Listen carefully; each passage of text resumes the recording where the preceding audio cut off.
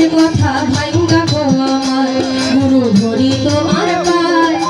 আদি অন্ত ভেদের কথা ভাঙ্গা গো আমার তুমি না বুঝাইলে কথা তুমি না বুঝাইলে কথা বুঝিব কোথায় গুরু বলে দাও আমার আদি অন্ত ভেদের কথা ভাঙ্গা গো আমার গুরু ধরি তোমার পায় আদি অন্ত ভেদের কথা ভাঙ্গা গো আমার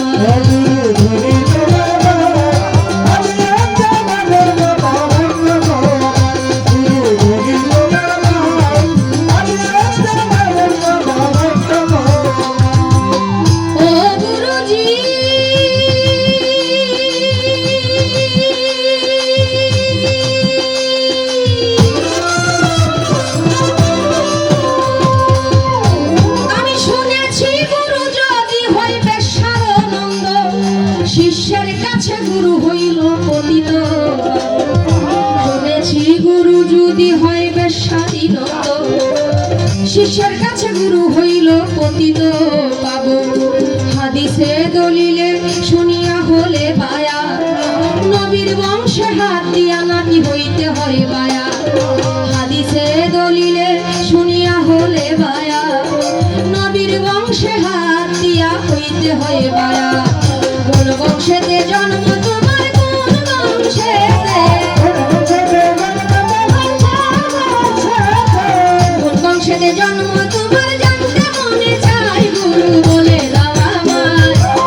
আদি অন্ত ভেদের কথা ভাঙ্গা গো আমায় গুরু ধরি তোমার পায় আদি অন্ত ভেদের কথা ভাঙ্গা গো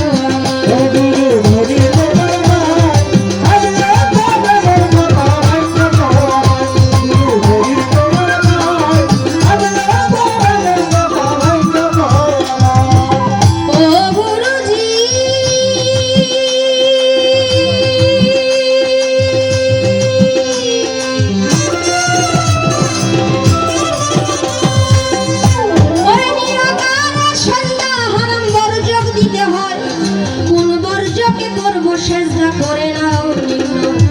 নিরাকারে সেজদা হারাম বর্জক দিতে হয় কোন বর্জকে করব সেজদা করে দাও নির্ণয় যদি বলো সেজদা দিতে মানুষ গুরুর পায় মানুষ কি মানুষের পায়ে সেজদা দেওয়া যায় যদি বলো সেজদা দিতে মানুষ গুরুর পায়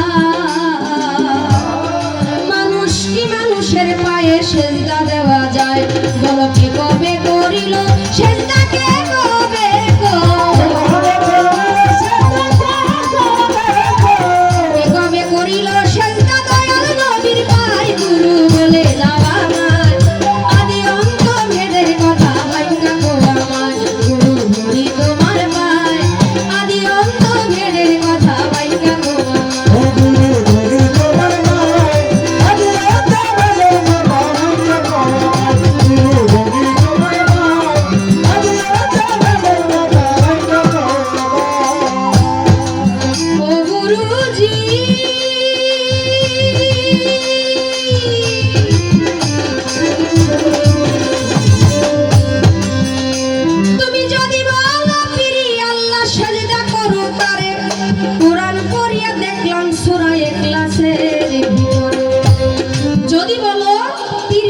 সেজদা করো তারে গুরু ধরি তোমার পায় আদি অন্ত ভেদের কথা ভাঙ্গা করো এই যে গুরু শিষ্যের প্রেম গুরু শিষ্য আসলে এই গুরু শিষ্যের মূল মাহিত্যটা কি এই যে আদি অন্তের কথা আমরা অনেক বছর অনন্তকালের কথা যেই অনেক ঊর্ধ্বের কথা আমরা সেই বিষয়গুলো জানি না শুনেছি যদি গুরু হয় বেশ্যানন্দন আমার গুরু যা ইচ্ছা তাই হোক কিন্তু সে শিষ্যের কাছে প্রতীত প্রবণ গুরু এমন এক বস্তু যে যা কিছুই বলুক না কেন গুরু ভক্তের কাছে শিষ্যের কাছে এমন গুরুত্বপূর্ণ জিনিস কিন্তু আমার নবী করিম সাল্লাল্লাহু আলাইহি ওয়াসাল্লাম বিদায় ভাষণ শেষ করে বিদায় হজ শেষ করে বিদায় ভাষণে গাধীরে কুম নামক স্থানে বলেছিলেন মান কুনতুম মাওলাহু ফাজালিউল মাওলা আমি তোমাদের জন্য দুটি ভারী বস্তু রেখে যাচ্ছি এক হলো আল কোরআন আর একটা হলো আহলে বায়াত যেখানে আহলে বায়াতের কথা বলা হয়েছে আমার নবীর বংশধর আহল আহল যারা, আমার নবীর বংশধর যারা, তাদের কাছে বায়াত হওয়ার কথা বলছে। কিন্তু আমরা যে এই বাংলাদেশের মধ্যে আছি,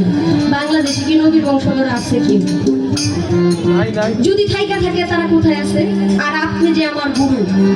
আমার রবসহ যে আজকে গুরু সেজে আছে, উনি যে আজকে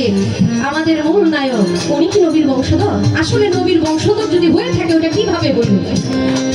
উনি কি মূল ঘর থেকে আসছে নাকি এমনি সরাসরি উনি হয়ে গেছে? যদি সরাসরি হয়ে থাকে তাহলে কিভাবে উনি নবীর বংশধর? আরো কথা আছে, সেজদা করতে হইলে একটা বর্জক নিতে হবে, সরাসরি সেজদা করা যাবে না। তা আমি যে সেজদা করব, আল্লাহ পাক পবিত্র কোরআনে সূরা ইখলাসের মধ্যে বলছেন, কুল হুয়াল্লাহু আহাদ আল্লাহুস সামাদ লাম ইয়ালিদ ওয়া লাম ইউলাদ ওয়া লাম ইয়াকুল লাহু কুফুয়ান আহাদ। আল্লাহ এক, অদ্বিতীয়। আল্লাহ কাউকে জন্ম দেন না, কারো কাছ থেকে জন্ম দেন না। যেখানে আল্লাহ পাক কাউকে জন্ম দেন নাই, তাহলে সে কিভাবে মানে আমরা কিভাবে অন্যজনকে সেজদা দিতে পারি, ভক্তি দিতে পারি? মানুষ কিন্তু আমাদেরকে নিয়ে অনেক কটূক্তি করে। এই যে বাউল গান যারা গায় বা শিল্পী যারা আছে, তারা মাজারে যায় মাজার পূজা করে, মাজারে যায় ভক্তি দেয়। এই যে আপনাকে আমি সালাম সম্মান জানাইলাম, এই বিষয় নিয়ে বিতর্ক হবে, অনেক সময় অনেক কথা বলে। আপনি পবিত্র কোরআন থেকে তার সুন্দর আলোচনা করবেন যে এই যে সালাম করলাম, ভক্তি দিলাম, এই যে আমি আপনার প্রতি সম্মান রাখলাম, এই সম্মানটা কি কোরআনে আছে কিনা?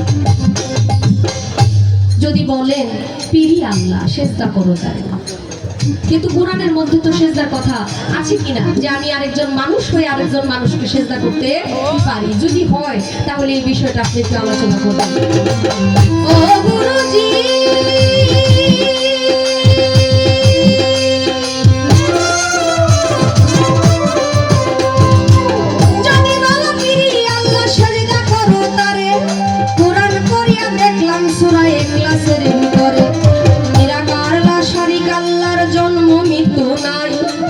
মাতা পিতা স্ত্রী পুত্র আহার নিদ্রা